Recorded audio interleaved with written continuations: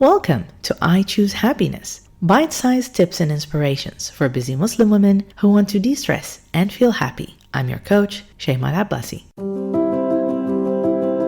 Assalamu alaikum and welcome to a new episode of I Choose Happiness. In today's episode, I would like to talk about a topic that I can say personally troubles me. This topic, I can assume that everybody or almost everybody in society suffers from. Either they do it without knowing it, or people do it to them and they don't like it. I'm talking about a skill in communication, and this skill is divided into two parts. First part is good listening, and the second part is knowing when to speak and what to say. In society, friends or family or co-workers even get into some misunderstandings because of lack of this skill in human communication. Let me give you some examples. Sometimes people give advice thinking that they are doing good by helping the other person. What they don't know is that advice is not good to be given every time. We need to choose the right time to give advice. So let me talk about the wrong time to give advice. When someone is opening up, talking about something that frustrates them, when they are crying, when they come to you to open up their hearts and let out whatever is troubling them at that time. So why is it not the right time to give advice then? Because the person in that particular moment is looking for someone to help them ease their pain. They want a shoulder to lean on. They need someone that can listen to them without judgment. When we start giving advice, or worse, we start talking about ourselves and how we had a similar situation. When we do this, we change the conversation from talking about someone's troubles to making it about us. And that is a bit disrespectful. We need to respect the other person's need for a shoulder to lean on. We need to know and understand that now is not the right time to speak. Now is the right time to listen, and listen with compassion. Just listen. Many times, this is all what those people need. Just listening and caring for them, giving them a hug if they need one, just listening and nodding, understanding or trying to understand where they're coming from or why they are hurting, why they are angry, sad, tense, and ask them if we want to help in any way. We ask for their permission, not just open up our box of suggestions and start telling them how to go about things. Many people do that not knowing that this is disrespectful or may make the other person feel angry or make them feel worse about what they're going through. But when we ask, we are asking for permission. We are respecting them and their feelings. If they do say yes, please, or if they actually ask for your advice, then we start giving advice. But if they don't ask or if they say no, we respect their choice. Believe me, this can prevent so many conflicts, so many misunderstandings. Because again, there are people who give advice and feel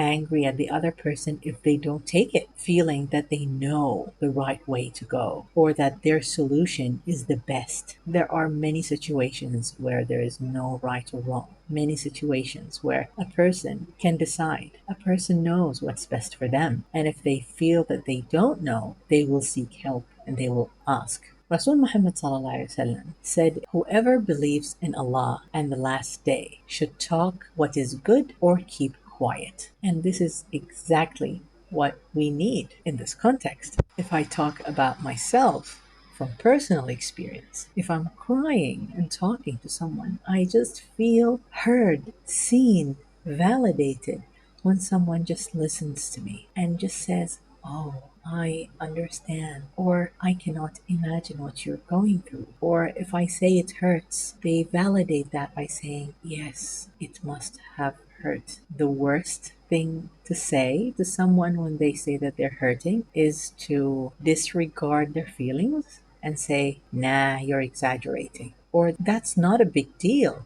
Why you are upset about it? This is disrespectful because what you may not see significant may be very significant to someone else. Each one of us has a different journey in life. Each one of us has a different set of beliefs, has a different personality, has a different mindset, has a different life experience. So the way we think and feel is totally different from one person to another. So we cannot impose our own thinking, our own feelings, our own experiences on someone else, even if we lived in the same house or we were siblings raised by the same parents. Still, we cannot impose that or imply that they think the same way that we do, because our minds are not identical, even if we were twins. Another situation where it is best not to give advice or not to talk is when someone is angry. Imagine you being angry at something or someone, and someone else cuts in and tells you, "Don't be mad," or "Why are you shouting?" Would you shift and become calm immediately, or stop in your tracks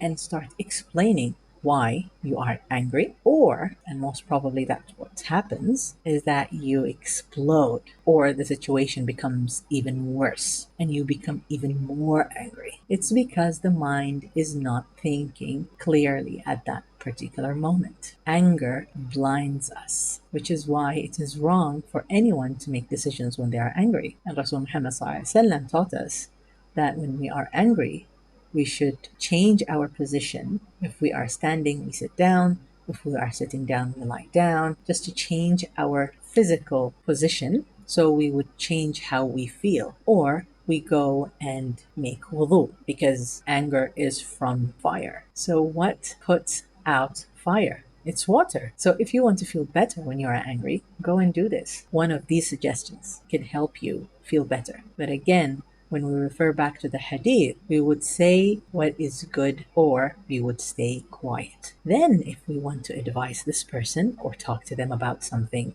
that can help them overcome whatever they are struggling with, or to see things from a different perspective, we wait for the right time when they are calm, when they have settled down, not when they are angry. That's all for me today. If you enjoyed today's topic or you feel it might benefit someone, share it. And don't forget to subscribe to my channel. If you feel that we can work together and I can help you overcome any of your life challenges, simply click the link in the description and book yourself a free discovery call. Stay tuned for the next episode. Assalamu alaikum.